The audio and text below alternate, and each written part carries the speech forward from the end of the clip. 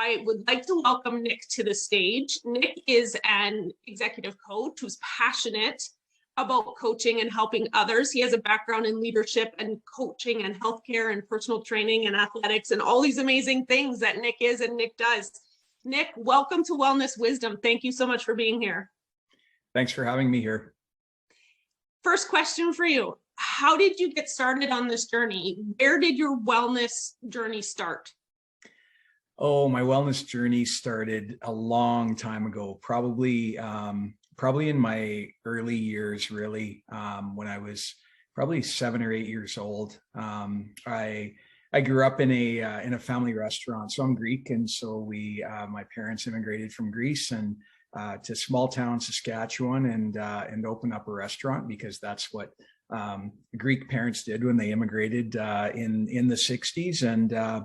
And so my early years were really based around, being around the restaurant, working a lot, and I actually grew up quite overweight, and that was partly a function of growing up in the restaurant, having access to any food that I wanted anytime, and so I'd say that's the beginning of my wellness journey, because that was really the start of, the formative years of me developing who I was as a person and realizing what I wanted to do in life. And I think that's kind of where my journey started, even though things didn't progress till later on in life. So was there a specific kind of aha moment or something that kind of catapulted you further into the wellness journey and into the things that you do now? Yeah, so it was probably many years later, and it was back in 2000. So I would have been, well, I'll give away my age now. I was 29 at the time, and I was working a really stressful job. I was actually working in Northern Alberta as a regional manager for a big box retailer, and did a lot of traveling around. And at the time, for me, it was all about being career driven and wanting to achieve outcomes and climb the corporate ladder and do more and be better and be the best. And I started having some health issues. I started having panic attacks and a lot of anxiety, and it got to the point where I could barely get on the highway anymore and drive. And every time I got on the highway, I recall one time leaving Edmonton to drive up to Fort McMurray. And for anyone that's driven on any of the highways up in Northern Alberta, it's kind of lonely up there, and especially when you start having a panic attack about an hour into the drive. So that was a pretty scary moment. That was really kind of a defining moment in my life where I decided I needed to make some changes. So, fun fact, I live about 2 miles off of that highway. So yes, I'm very familiar with the road between Edmonton and Fort McMurray. Yeah. So when you started to experience these anxiety and panic attacks, what was the first thing that you learned? Was there a specific modality that you turned to? Was it a technique that you used? What was the first thing that kind of came to you or that you found on your journey to help you manage that? Well, first of all, I learned what not to do, was to try and push through it, because at the time that wasn't the way to go. Like, it was just putting a Band-Aid on it. And to be honest with you, it sounds pretty simple, but what I would do is pick up the phone and call my mom and just talk to her, right? And that really showed me, looking back in hindsight now and everything that I know and been through, that was a simple shift in my focus, right? Instead of focusing on me panicking and having anxiety, it was shifting and focusing on having this conversation with my mom and feeling better and feeling that I had support. And it was amazing how that made me feel better. And so that made me learn that there are ways through it, and you do have the power to get through it with really simple techniques. Wow, that's really beautiful. And I think that all of the viewers, all of the audience can learn something from that, because I think we are sometimes we have grown into this idea that we need to do things on our own. And just that simple fact of reaching out and asking for help, or just having that support system there for you, which is exactly what your holistic earth is. And so that's a really, really beautiful piece, is that support that we can get from one another. Would you say that those anxiety attacks and the panic attacks, would you say that that was the biggest struggle on your wellness journey, or was there something in addition to that you kind of struggled with and had to learn to manage? Yeah, that was just the beginning, really, because one of the other things in combination with that was just me being overweight and not feeling healthy. And that was a lot of what contributed towards a lot of my anxiety and my panic attacks. And so at that point, it was really about my sole outcome was being focused on, getting to be thinner. I always wanted to be like really athletic and always wanted to achieve the six pack, right? Because that's what a lot of young males do. And, you're trained to, to kind of focus on outcomes like that. And so what was really interesting is that although that started my healthcare, really my wellness journey, and I ended up like losing 100 pounds over a period of the next few years.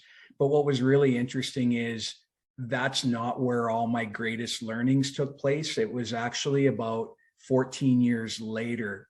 And so if I can, I'll just go into my story a little bit. So along the road from about 2004 till 2014, when I was on my journey, I got into running, and that was one of the first things. So just, the exercise, and I started running slowly. I joined the running room here in Regina. And for those of you familiar with the running room, it's a great group support, right? And, you meet a lot of great people, similar interests, that type of thing.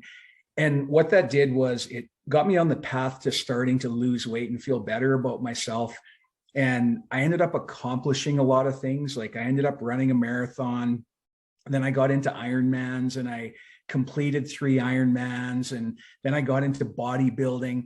But what was interesting was I was so outcome focused, and I was basing success on an outcome that I thought I was doing all the right things I needed to do to set myself up for success the rest of my life.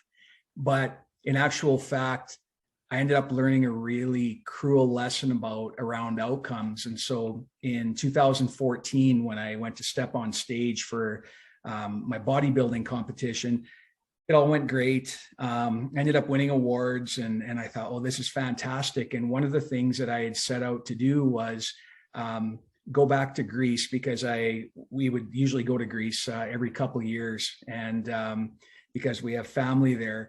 And my dream was to go walk on the beach in Greece with my shirt off and actually feel good about myself for the first time in my life.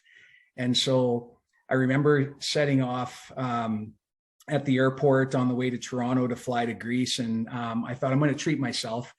And so I bought a first class ticket, and I'm like, I'm going to do this up, and I'm going to go to Greece. I'm going to feel amazing. And while I was in Toronto airport waiting for my flight, I felt an irregular heartbeat all of a sudden, and palpitations. And for those of you that are familiar with atrial fibrillation or AFib, I actually went into AFib. And next thing you know, I'm actually in an ambulance on the way to the hospital, and I had to be cardioverted, and never did end up going to Greece. And 6 months later, I had a procedure called cardiac ablation, which ended up fixing that. But my whole learning around this was that it's not about the outcome, and it's about enjoying the process. And that was a cruel lesson to learn at the time, but it was one of the best things that I ever learned, is enjoying the process and needing to strengthen my mindset as a result. Absolutely. So speaking of mindset, how did that shift for you? So you had this experience that forced you to look at mindset and those outcome-based ideals, I guess, that you had. How did your mindset change? What did you do to shift that mindset? Oh, how did it not change? It was all about managing expectations, number one, right? And not expecting all these massive things of myself, and to the need to have a six pack, to stop judging myself, right? To stop comparing myself to others, because that's what I did my whole life. I'd look in the mirror and say, you have to be better, you have to be stronger, you have to be more. And I wasn't focusing on the process and enjoying it one day at a time. And it was almost like the other thing would have been that I was fearful that I was going to remain where I was when I was younger, that I was overweight, right? And that's what was going to be me. And I was looking to go away from that instead of going towards what I really wanted, was just to be confident and to be happy and to enjoy life. And so I had to get out of that running away from something bad and going towards something better. And that's when my outlook really started to change. Wow, I love that. Embracing who you are and your authenticity and realizing what that really means to you. So in your journey, what type of tool would you use, or what type of advice would you give to somebody who maybe is consumed with, for example, negative thoughts? So somebody who doesn't have the confidence or has that, negative self-talk where they're beating themselves up all the time. Is that something that you experienced? And if so, what would you suggest for people to help shift that? Yeah, absolutely. I experienced that all the time. There wasn't a day in my life that I wouldn't have experienced that before. The big thing was self-development.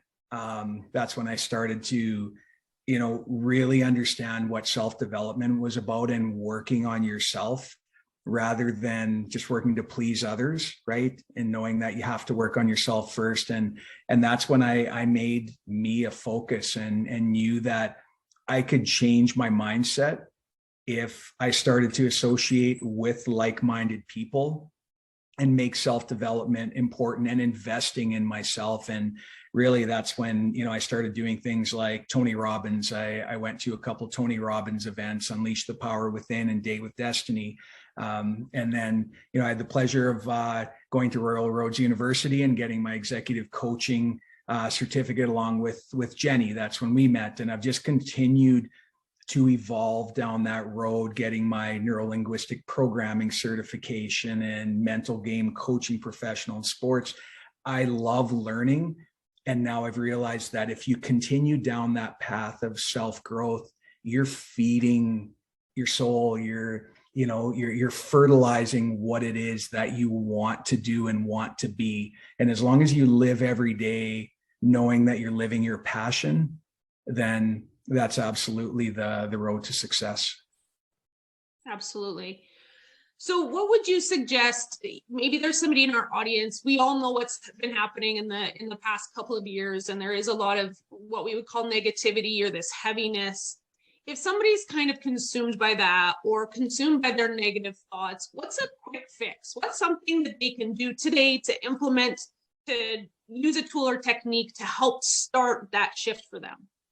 So I think the first thing I always tell people is know that in NLP, we always talk about whether you're living in cause or effect. And when you're living in effect, you're almost using things as an excuse for why things are a certain way, why you think the way you do. And so you're using excuses as to why life is the way you are. When you're at cause, you're taking responsibility for everything that happens in your life. Not saying that you can change things that have happened, but you can absolutely control how you respond to any situation in life. And so look for the gift, look for the learnings, look at how this is going to benefit you going forward. And that's absolutely, I think, the best thing you can do no matter what happens to you in life. I love it. That's great advice. Through all of this experience that you've had and these things that have shown up for you, everything that you've learned, what would you consider your greatest success on your wellness journey so far? My greatest success is honestly that I'm continuing on the journey, and the journey will never end.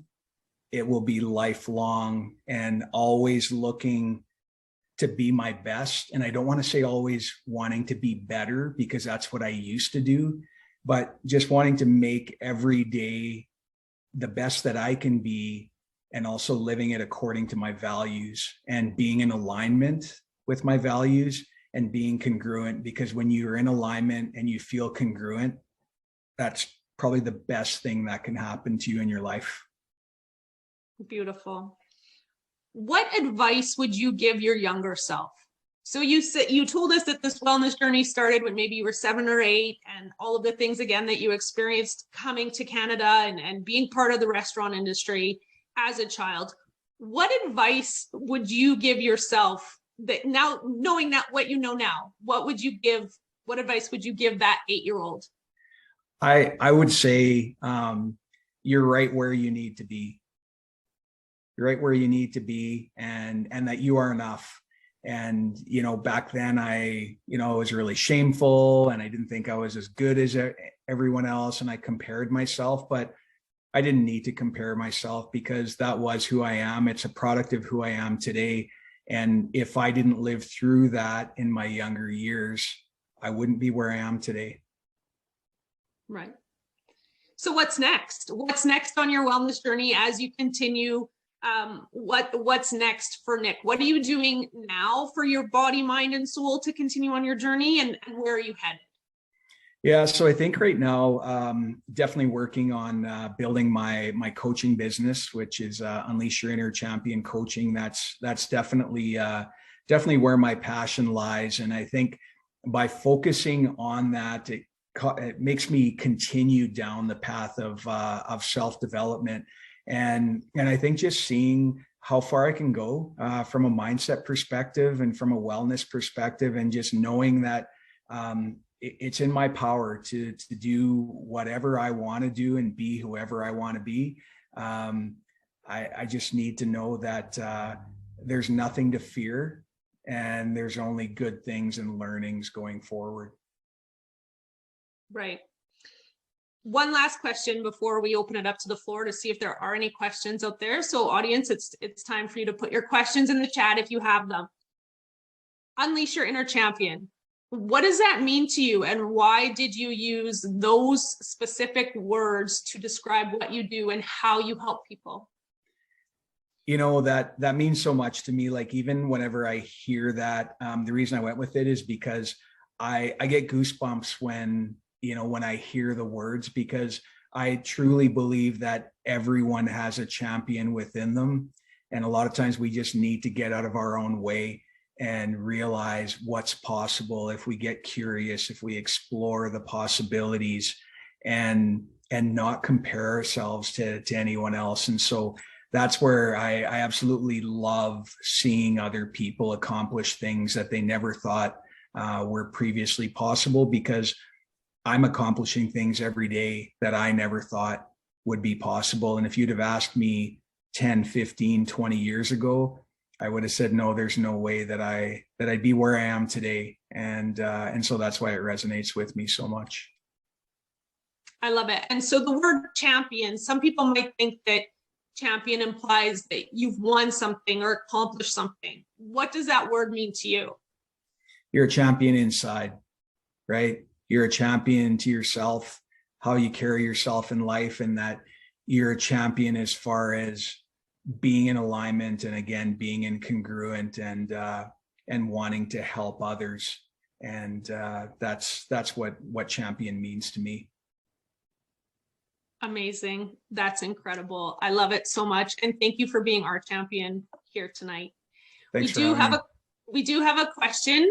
Since you wear many hats, so you're doing lots of different things, how do you manage your stress levels? That's a really good question. Honestly, I think the biggest thing is physical wellness. And so exercise for sure, and making sure that I maintain my physical activity. I try and get to the gym 3 or 4 times a week, and then do a fair amount of cardio. I have a Peloton bike, which is amazing, and absolutely love riding it. And so I make sure that without fail, I continue my physical health and wellness there. Nutrition's a big one for me as well. And making sure that I'm eating a well-balanced diet, getting hydrated.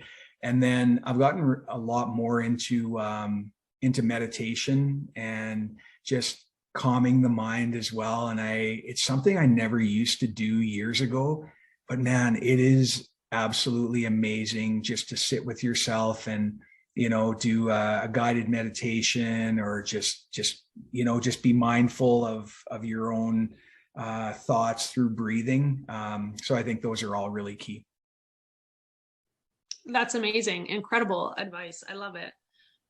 Next question. When did you realize, or what helped you realize, external gratification or validation was a hindrance or an anchor to your personal growth? Oh, that was probably as I was going through, my Ironman training. And, because I thought, oh, this is going to be so great when I cross the finish line. It's this thing that's so amazing. And I just thought, like, what's next after I did that? And it didn't give me the feeling that I thought it was going to give me. And so at that point, I thought, geez, it is about the internal validation, and also the point of when I never made it to Greece to walk on the beach without my shirt. I'm like, yeah, that really doesn't matter right now. So that was the other even bigger point when I'm like, hey, it's all about what you've got inside. So it's very interesting how our perspectives and our priorities can change and shift on our wellness journeys as well. Oh, yeah. Yeah. Has there been an outcome with your anxiety? Do you still experience any of it? That's a really good question, because I think we always experience fear and anxiety and emotions like that. The amazing thing is how you can control it though, right? And instead of trying to push it away, I like to say you dance with it, right? And it's almost like, hey, recognize it and go, hey, I know what this is. This is some anxiety building up, or this is fear building up. I got you, I'm right here with you.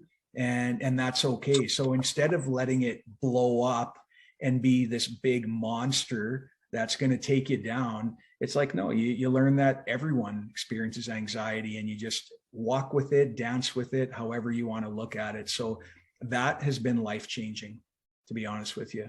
Yeah.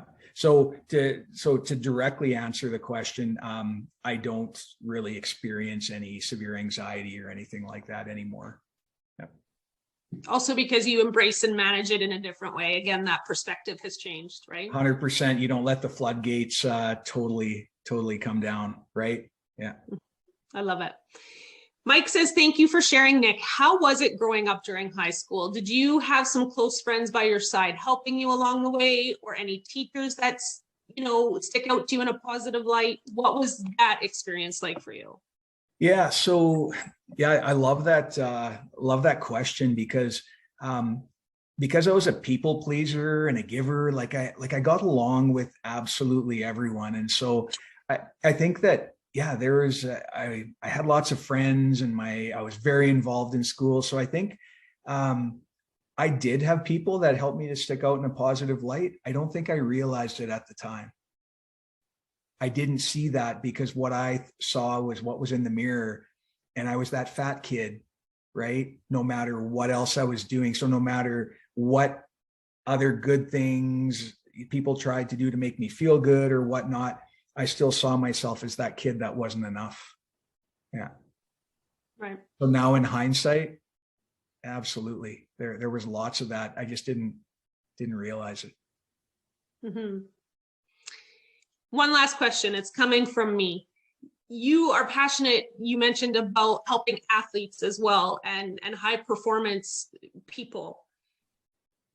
If there's any parents out there who have young athletes like myself, again, I'm looking for a bit of advice. What would you tell them to pay attention to in terms of their mindset, or what advice would you give them to help them in their athleticism or in their sport? Make sure they love the game first and foremost. If you don't love the game, it doesn't matter what else you do. It's going to become stressful. So that's the number one thing, loving the game and having fun. That trumps absolutely everything. I love it. I think a lot of people lose sight of that in many areas of our lives. And it is important for our young people to learn and appreciate that as soon as they can. And sport is a great way to do that.